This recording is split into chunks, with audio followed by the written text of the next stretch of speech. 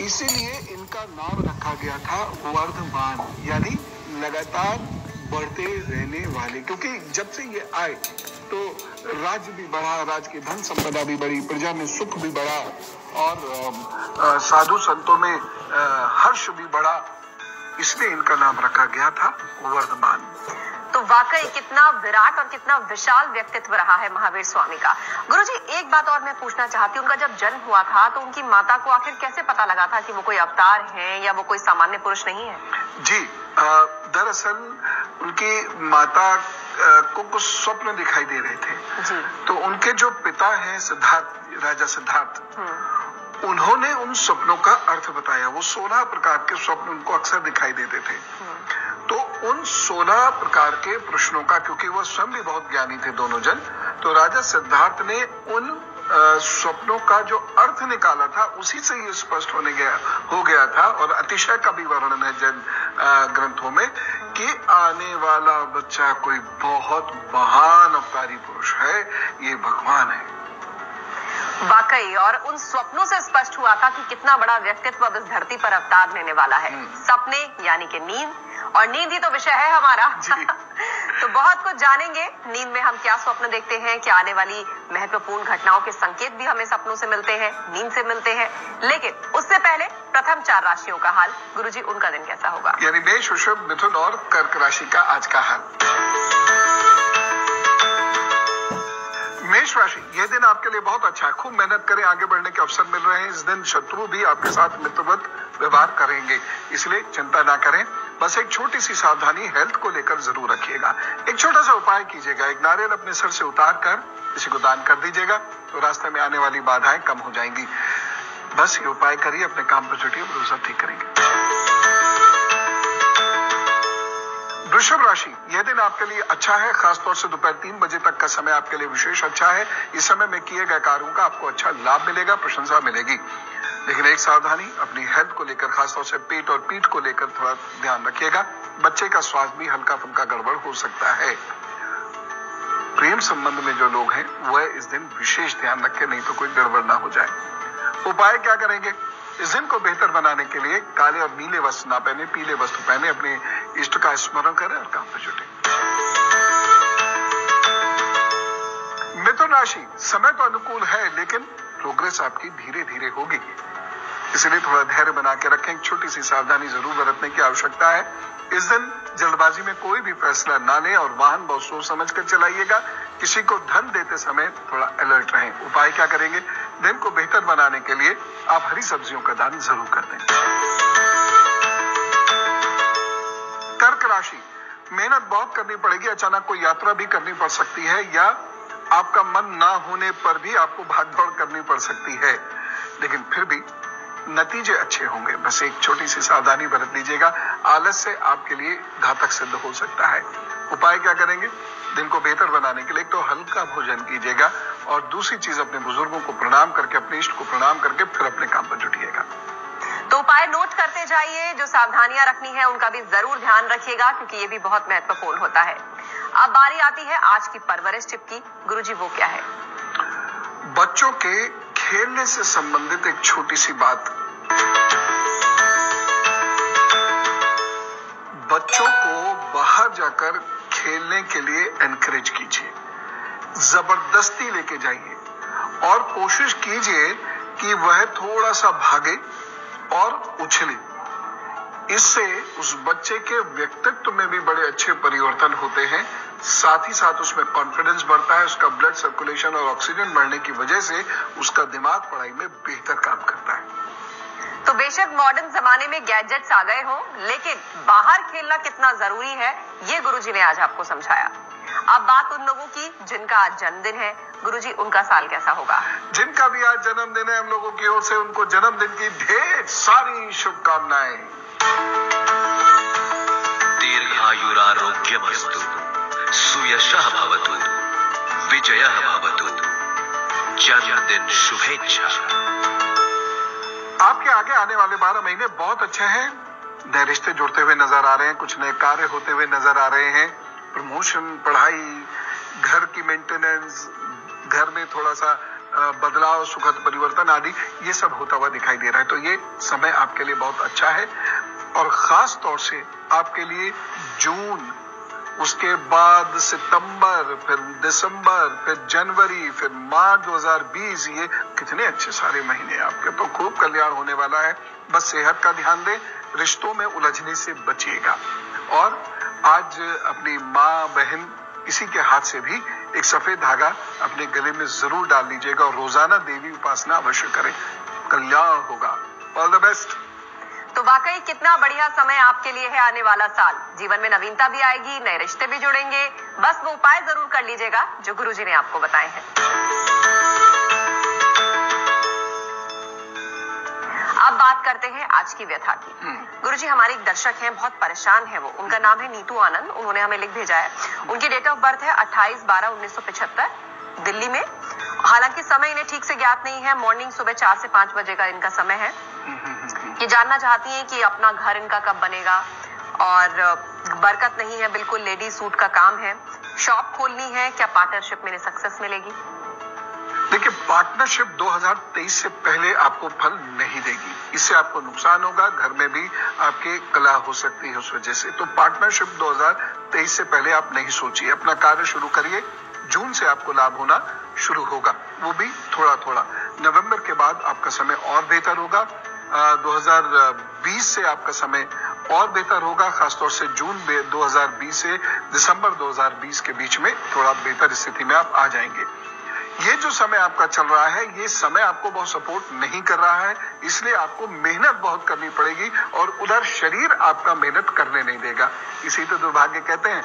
इसलिए जल ज्यादा से ज्यादा पिएं, अन्न कम से कम खाएं, फलों का सेवन ज्यादा करें और सुबह समय से अपना नाश्ता करें और नाश्ते में भी फल ज्यादा होना चाहिए, अन्न नहीं होना चाहिए।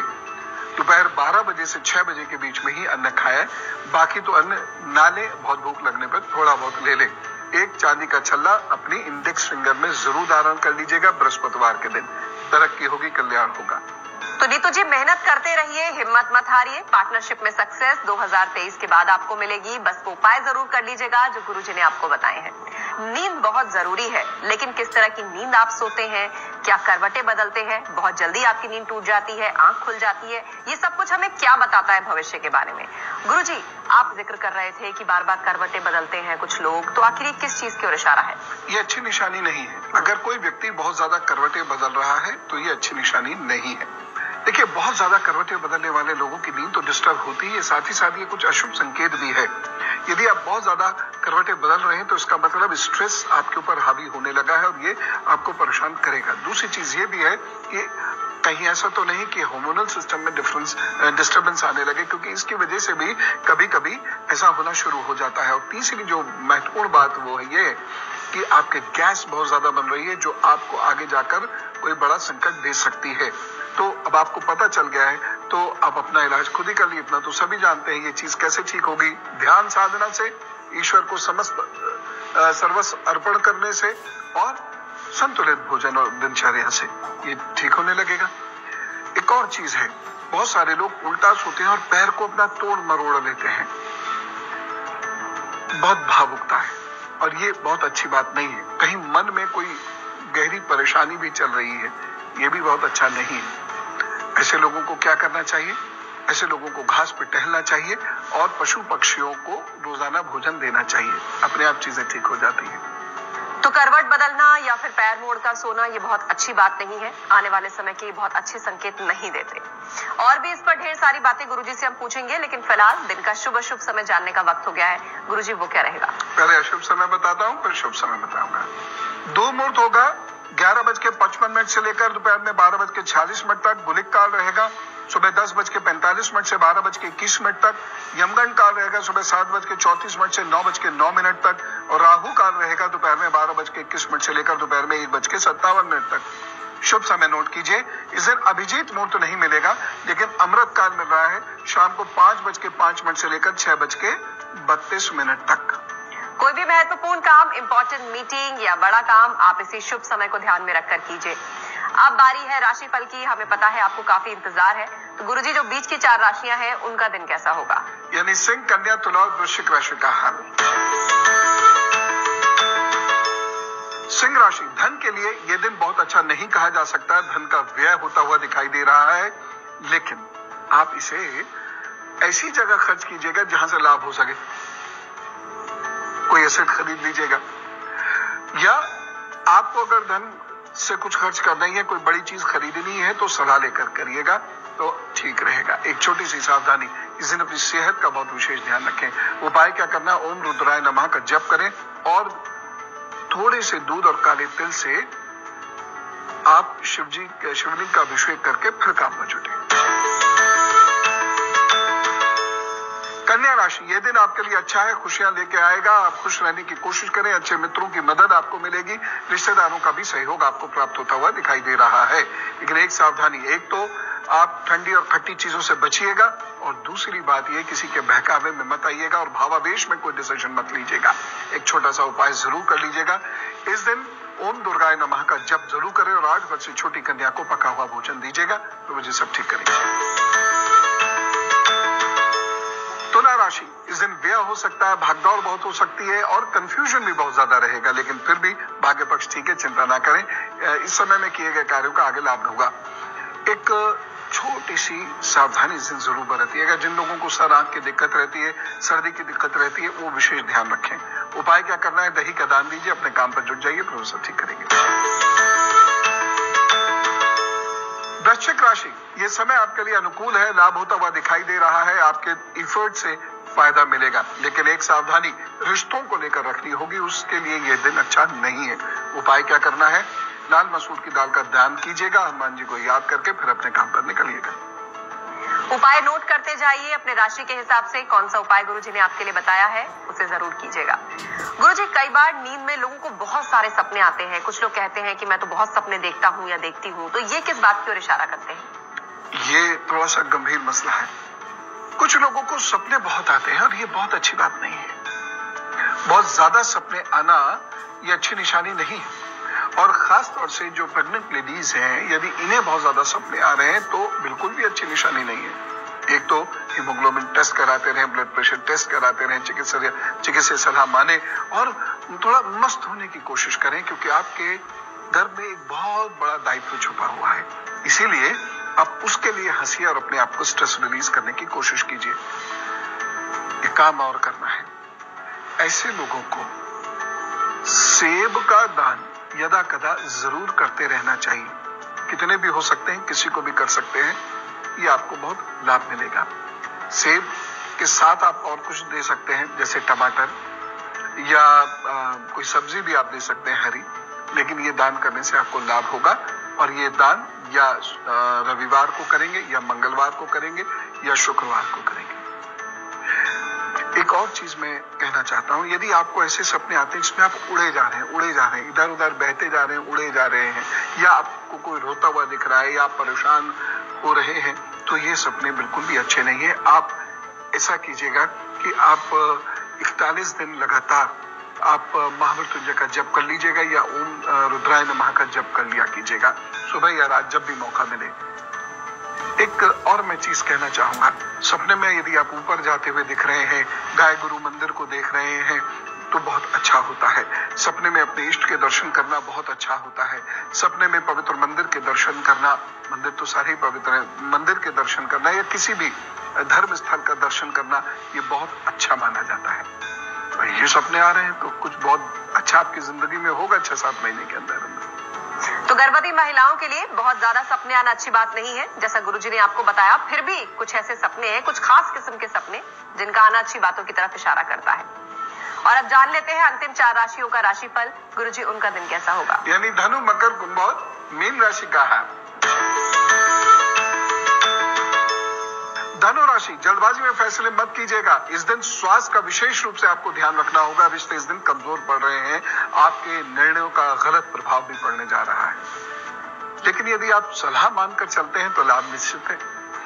एक सावधानी इस दिन जरूर रखिएगा, ठंडी चीजों से और गैस बनाने वाली चीजों से बचें। उपाय क्या करेंगे, इस दिन को बेहतर बनाने के लिए हल्दी और केसर का तिलक लगाइए और मित्रों को कुछ भोजन जरूर कराइएगा।